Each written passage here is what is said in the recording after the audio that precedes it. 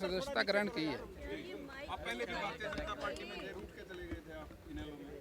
उस समय किसानों को जरूरत थी। इस देश के किसानों के ऊपर कांग्रेस पार्टी की तरफ से 3 काले कानून बनाए गए थे और मोदी जी ने उनको वापस लेके वो समस्या खत्म कर दी। इसलिए भारतीय जनता पार्टी में दोबारा से आने का मन है। लेकिन उसके बाद काफी लंबे वक्त तक आप इनेलो में रहे। आज भी आपने मन से जिक्र किया 4200 किलोमीटर तक की यात्रा की, वो मजा नहीं आया? 4200 देखिए, जहाँ रहेगा आदमी वहाँ मेहनत करेगा, कर्म तो करेगा। उसमें क्या, उसमें तो कोई बुराई नहीं है। जहाँ कोई रहेगा वहाँ संघर्ष तो करना चाहिए। संघर्ष का कोई अल्टरनेटिव नहीं है। 5 टिकटें घोषित हुई थी जिसमें मेरा भी एक नाम था, लेकिन जो समस्या थी देश की वो मोदी जी ने उसको सॉल्व कर दिया था। भारतीय जनता पार्टी को आज कांग्रेस का मुकाबला करने के लिए अच्छे कार्यकर्ताओं की जरूरत है। किसानों का मुद्दा इनेलो ने भी उठाया था, उन्होंने भी इस्तीफा दिया था किसानों के समर्थन में। किसानों से वो पार्टी भी थी। हाँ, जो इस्तीफा दिया था उस समय वो कृषि कानून वापस नहीं हुए थे। वो तो कृषि कानून मनमोहन सिंह जी ने बनाए थे और सुषमा स्वराज ने जो उनका विरोध किया था।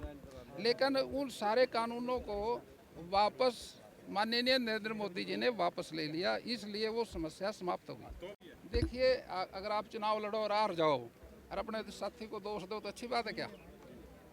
आप ये देखिए भी आपकी कार्यप्रणाली में कुछ कमी है, या तो आपकी तपस्या में कमी है या आपके कर्म में कमी है। भाजपा चुनाव लड़ रहे हैं रादौर से, वो पार्टी देखेगी।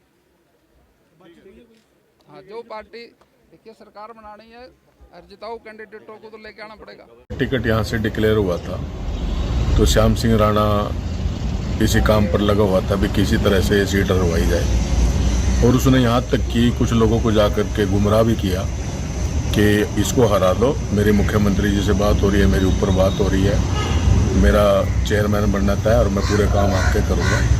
यानी लोगों को झूठ बोल बोल करके, और जो भीतर घात उसने किया है, निश्चित तौर पर जो हम अब कहते हैं कि भारतीय जनता पार्टी हमारी माँ है, और अपनी माँ के साथ इस प्रकार से गद्दारी करना ये उसने करके दिखाया है। और जिस प्रकार से नुकसान करके थोड़े से मार्जिन से हम ये सीट हारे हैं, निश्चित तौर पर इससे जो है ना पार्टी को बड़ा आघात लगा है, पार्टी को बड़ा नुकसान हुआ है। इस प्रकार की कई सीटें हैं, हमारी 4-5 सीटें हैं जो थोड़े थोड़े मार्जिन से हम हारे हैं।